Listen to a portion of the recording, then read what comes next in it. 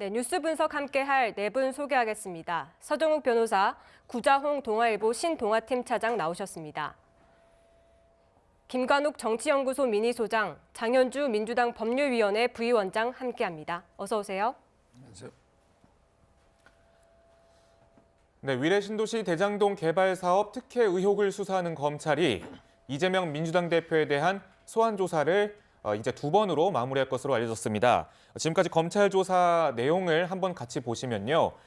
이재명 대표가 검찰에 출석한 건 총 3번인데 그중 한 번은 성남FC 후원금 의혹이었고요. 지난달 10일에 출석을 했고요. 그리고 대장동 위례 신도시 개발 사업 특혜 의혹은 보시는 것처럼 2차, 3차에 걸쳐 2번 출석을 했는데 구자홍 차장님, 네. 검찰이 지금 현재 이 출석에 대해서 2번으로 이제 위례 대장동 사업건은 2번으로 마무리한다라고 이제 방침을 정한 것 같아요. 네. 그러니까 이제 성남 FC와 이제 대장동 위례 신도시는 조금 성격이 다르고 수사 주체도 좀 다릅니다. 성남 FC의 경우에는 성남지청에서 수사를 하고 있기 때문에 성남지청에서 소환을 한 것이고요.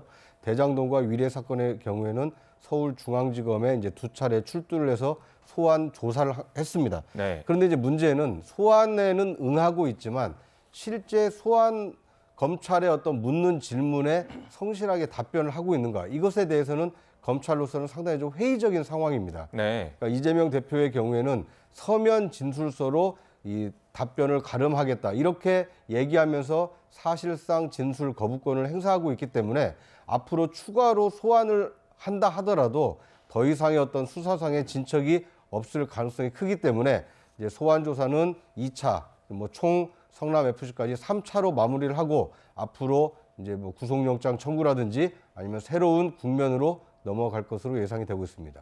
네, 변호사님, 지금 이 대표가 이번에도 진술서로 가름했다 이런 얘기가 나오고 있는데 지금 검찰이 준비한 질문지가 200쪽이나 됐다고 하거든요. 여기에는 어떤 질문들이 주로 담겼을 거라고 예상하시나요? 아마 근데 이번에 조사는요, 크게 보면 이제 그 천화동인 1억 거기에 그 428억이 과연 누구 것이냐, 이 부분은 이제 그 정영학 회계사의 녹취록이 기존에 제출한 게 일부 이제 그 한 18분 가량이 누락된 게 있었고요. 그다음에 녹취가 잘못된 게 있었어요. 예를 들어 이제 그 걔네들 이렇게 복수형으로 다 된 게 잘못되게 내가 이런 식으로 잘못된 게 있었는데 이런 걸 이렇게 아마 집중적으로 질문한 게 아닌가. 그리고 이제 그 이재명 대표가 33쪽을 냈는데 거기에 빠져 있는 부분들이 있어요. 예를 들어 이제 정진상이나 김용과의 관계 이런 걸 이렇게 추궁하고, 그리고 이제 그 세 번째로는 중요한 게 과거의 이재명 발언과 배치되는 이런 이제 진술서가 많아요. 네. 옛날에 조적조라 했잖아요. 조국의 적은 과거의 조국이다. 이거는 이제 이적 이도 마찬가지입니다. 이재명 대표의 적은 과거의 이재명 대표다. 과거에 워낙 여러 발언들을 많이 했기 때문에 그것만 모순되는 이런 이제 내용들을 중점적으로 추구한 걸 보입니다. 네. 네. 검찰 조사 후에 이재명 대표와 검찰 간의 신경전이 현재 계속되고 있습니다. 그중 하나가 바로 조사 지연 공방인데요. 먼저 조사를 마친 이재명 대표의 그런 영상 보고 오시겠습니다. 제가 낸 진술서의 단어의 의미나 또 문장의 해석 이런 걸로 절반의 시간을 보냈고 왜 다시 불렀나 의심이 될 정도였습니다. 네, 왜 다시 불렀나 의심될 정도였다라는 입장인데 장 변호사께 질문 드리면 검찰과 이재명 대표의 입장차는 어떤 것 때문에 엇갈리는 건가요? 일단 조사가 지연되는 것에 대해서 검찰이 고의성이 있었다라고 보는 것이 이재명 대표 측의 입장입니다.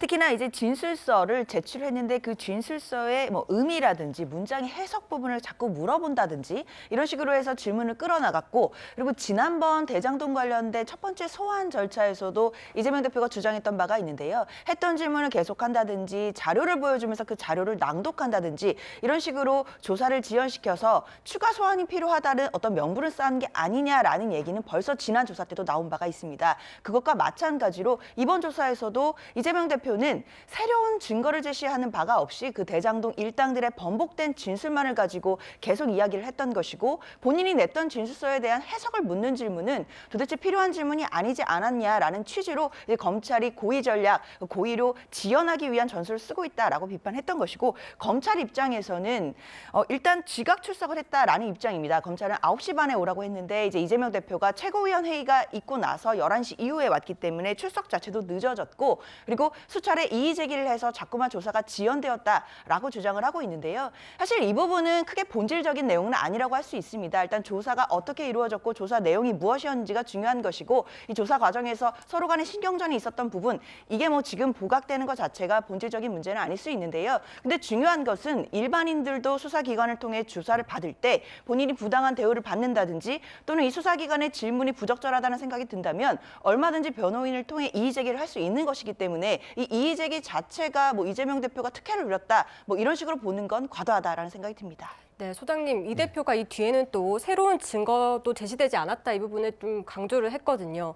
지금 이런 상황에서 검찰이 이 대표에 대한 구속영장 청구 과연 가능하다고 보시나요? 그러니까 지금 이 대표 입장에서는 뭐가 이렇게 본인이 피의자잖아요. 그러면 이제 질문을 하고 이 질문이 굉장히 날카롭고 피해가기 어려우면 굉장히 당황하고 뭐 이런 것들을 예상을 했을 텐데 그런 것들이 전혀 나오지 않고 본인이 진술서를 낸 것에 대해서 이것은 무슨 의미냐 뭐 이런 해석의 어떤 질문들만 이어갔다는 거예요. 그러니까 어떻게 보면 제1당 대표입니다. 국민의 대표이고 사실 시간을 내서 3번이나 지금 소환이 돼가지고 성실하게 조사에 임하고 있는데 이 정도의 어떤 질문이라 그러면 안 해도 되는 것 아니냐. 결과적으로는 이 대표 입장에서는 뭔가 국민 앞에 이러한 모습을 보여주기 위해서 검찰이 수차례 소환하는 거 아니냐라는 생각을 계속 갖고 있는 것 같아요.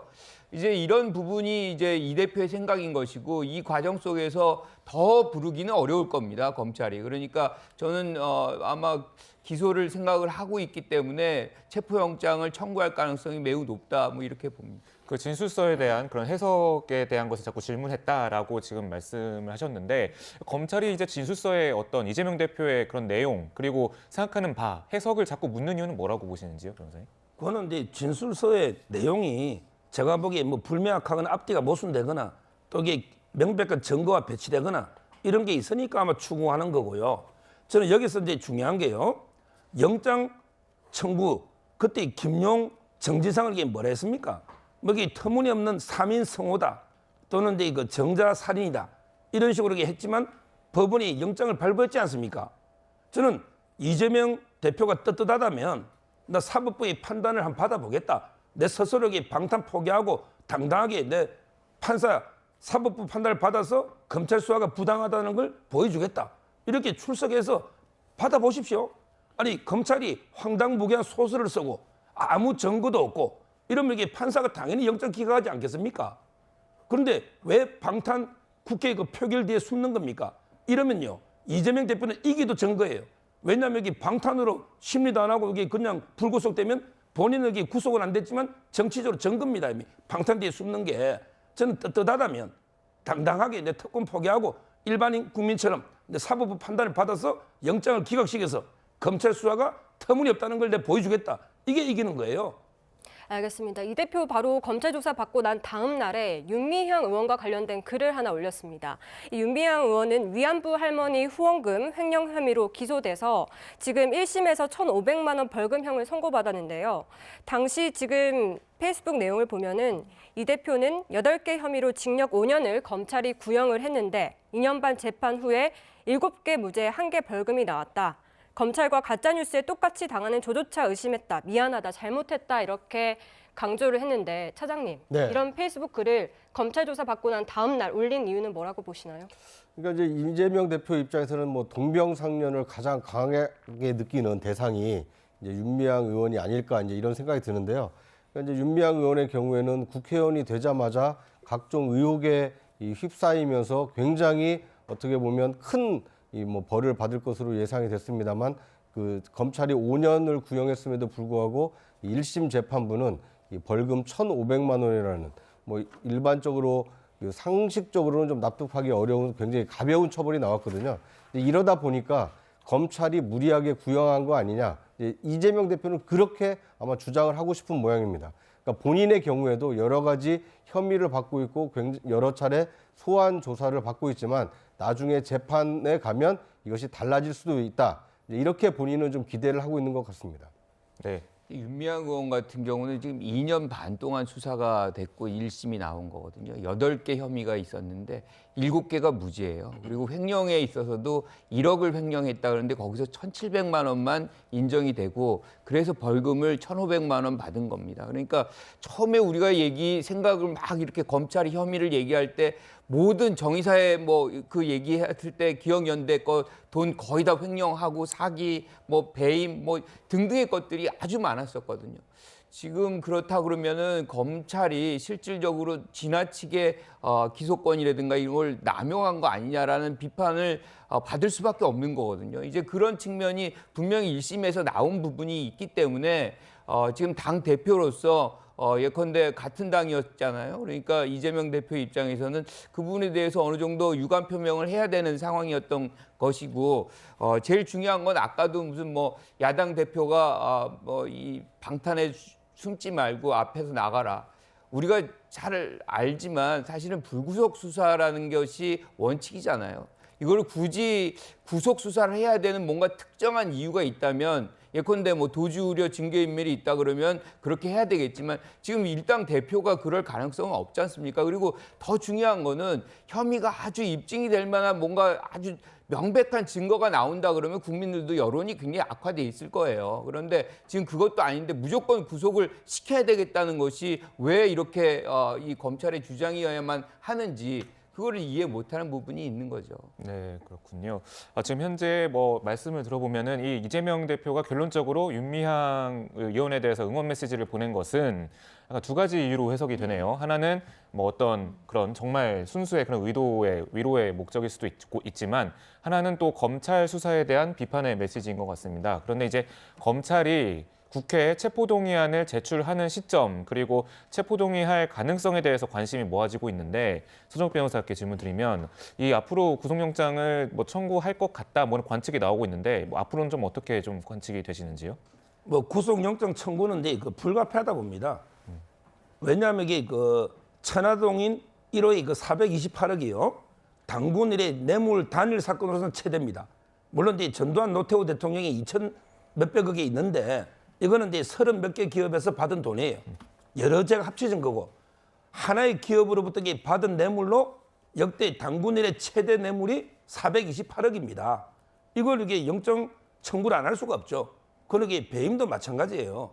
따라서 저는 검찰에서는 이제 그 검찰은 관할이 없습니다. 그러니까 이제 성남 FC 이 사건도 중앙으로 이송해서 그다음에 검사들을 직무대리로 발령하면 됩니다. 공판까지 가야 되니까. 그래서 1차적으로는 저는 이제 그 대장동 위례 FC 묶어서 빠르면 바로 이제 그 다음 주에 내일부터 이번 주에 다가오는 영장을 이렇게 청구하지 않을까 이렇게 예측이 되고 그다음에 청구하는 게 저는 뭐 불가피하다 이렇게 보는 거고요. 조금 전에 제가 이야기했잖아요. 진짜 이게 그 검찰 수사가 황당무계한 소설이면 이게 당당하게 저는 판사가 소설을 보고 이게 영장 발부하겠습니까? 그냥 이게 영장을 심사할 기회조차 박탈해버리면 이재명 대표는 이게 구속은 안 되지만 이미 증거예요. 왜 방탄 때문에 심사도 못했으니까.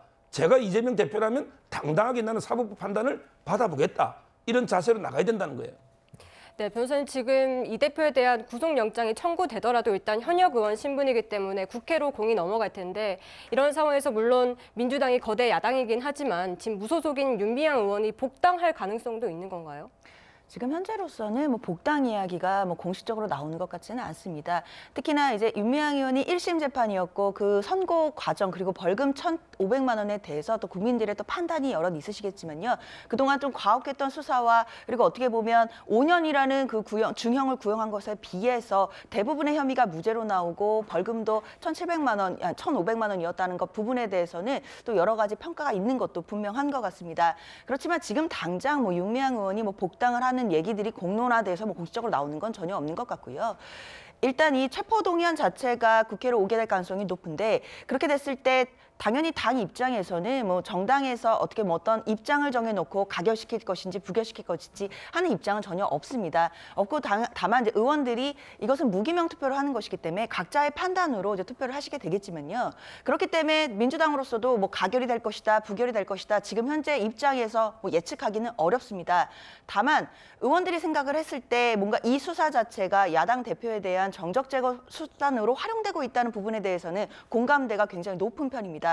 그렇기 때문에 아마 체포동의안이 오면 부결될 가능성이 높다라는 분석이 많은 것 같고요. 다만 의원님들이 지금 고민하는 부분들은 이것을 부결하게 되었을 때 국민들께서 바라보실 때 혹시 야당 대표나 국회의원들이 뭐 과도한 특권을 누리는 것이 아니냐라는 대한 어떤 여론적인 따가운 눈총 이런 부분에 대해서 고민을 하실 것 같지 사실 이 검찰 수사 자체가 표적 수사라는 거에 대해서는 대부분 다 공감하시는 것으로 그렇게 판단이 됩니다. 네. 그렇습니다. 방금 이제 민주당에서는 이제 부결될 가능성이 높아 보인다라고 관측을 하신다는데 이 친명계에서는 이제 당내에서 이제 체포동의안이 제출됐을 경우에 이 표 단속을 위해서 이런 내부 결속을 강조하는 분위기입니다. 관련 목소리 듣고 오시죠. 이탈표는 역사의 배반자로 낙인을 찍힐 것인데 누가 총대 메고 조직적인 담합을 하는 선두에 나설 수 있을 것인가. 네, 이렇게 체포동의안에 대해서는 이제 부결해달라라는 그런 단일 대우의 목소리가 나오고 있는 반면 민주당도 이제 이런 이슈들을 여러 가지 이슈들을 대여 공세 이슈들을 많이 만들어내고 있습니다. 이 대장동 특검 그리고 김건희 여사를 비롯해서 김건희 여사 특검을 하자 이렇게 쌍특검을 제안하고 있습니다. 네. 그러니까 이제 민주당 이재명 대표가 그 대장동 사건으로 상당히 수세에 몰려 있다가 검찰에 출두한 이후에는 상당히 좀 태도가 공세적으로 좀 변하고 있는 모습입니다. 그러니까 이제 검찰의 어떤 이제 구속영장이 오더라도 체포동의안은 국회 본회의에서 부결시킬 수가 있고 이제 그러다 보니까 이제 반격을 지금 준비하고 있는 모양새인데요. 크게는 두 가지입니다. 하나는 자신을 향해 있는 대장동 사건 말고 대장동 일당들이 50억 원씩 줬던 50억 클럽에 대해서 특검을 하자. 그것이 첫 번째고요. 네. 그러니까 대장동 사건에 대한 이슈를 다른 것으로 바꾸기 위한 특검을 추진하는 것이 하나가 있고요. 다른 한 가지는 이 김건희 여사에 관련된 이 특검을 하자라는 것입니다. 그러니까 현 정부와 관련돼 있는 영부인과 관련돼 있는 것을 이 특검을 하자라고 주장을 함으로써 이재명 대표에게만 문제가 있는 것이 아니지 않느냐. 이렇게 어떻게 보면 양비론으로 좀 흐르려고 하는 뭐 이제 이런 의도가 좀 보이는데요. 지금 그 쌍특검의 경우에는 지금 민주당이 취해오고 있는 스탠스로 보면 이 특검법 발의까지는 충분히 가능할 것 같습니다. 네. 왜냐하면 그 이상민 그 행안부 장관에 대한 탄핵안이 국회에서 가결되지 않았습니까? 그러니까 이것은 민주당 내에 과반이 훌쩍 넘는 절대 다수 의원들이 이탈표 없이 지금 동일한 목적으로 표결에 임하고 있다. 이것을 지금 계속 확인하고 있는 과정에 있기 때문에 앞으로 쌍특검이 발의가 된다라면 이것은 국회 본회의에 발의 가능성까지는 충분하고 이것이 이제 과연 표결에서 통과될 것이냐 이것은 좀 지켜봐야 될 사안입니다. 네, 제가 지금 이제 그 김건희 여사 특검법에 대해서 한 말씀만 드리면요. 판결이 났으니까 이거는 이제 진짜 저는 법리적으로 이게 말이 안 되는 주장인 게 어제 그 판결문을 보면요. 일단 2010년 10월 26일 이전의 거래는 공소시효가 이게 다 끝난 거예요. 왜냐하면 이게 그 이전에 주포 범죄 주가 조작하는 주포들 있잖아요. 또는 이제 그 주가 조작 방식이 전혀 다르기 때문에 2010년 10월 이전의 거는 공소시효 10년이 끝났다. 이게 확고한 판례입니다. 그렇다면 이게 김건희 여사가 집중적으로 거래를 했고 그리고 이제 처음에 그 최강욱 의원이 고발했던 거는 2010년 1월부터 4개월간입니다. 1월부터 4개월. 이게 대부분의 중요한 거래가 공소시효가 끝났다. 이게 첫째 이유고요. 그다음에 두 번째, 그 공소시효 이후에도 이게 거래된 게 몇 개 있긴 있어요. 거래된 게 있어요. 근데 그때 김건희 여사보다 훨씬 많이 거래하고 소위 돈도 됐던 전주들 있잖아요. 이 전주들도요. 단순하게 주가 조작을 인지까지 했음에도 불구하고 전부 무죄가 났어요. 전주들이. 왜 그러냐? 이 말은 이게 주가 조작 세력과 공모, 소통 연락한 공모의 증거가 부족하다. 단지 인지하고 거래했다. 이것만 전주도 무죄가 난 이런 이게 판결입니다.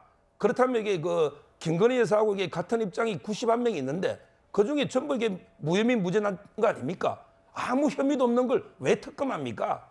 그리고 이게 주범들도 집행유예로 다 넣었습니다. 그러면 이게 100번 양보해서 김건희 여사가 그래 좀 그랬다 한들 이게 벌금도 안 되는 사안인데 이걸 가지고 특검을 합니까? 저는 말도 안 되는 억지잖아 봐요. 네, 차장님 지금 어쨌든 시대전환의 조정훈 의원도 네. 김건희 특검에 대해서는 부정적인 입장이거든요. 과연 이상민 장관의 탄핵 소추안이 가결됐을 때처럼 야 3당이 결집할 수 있을까요?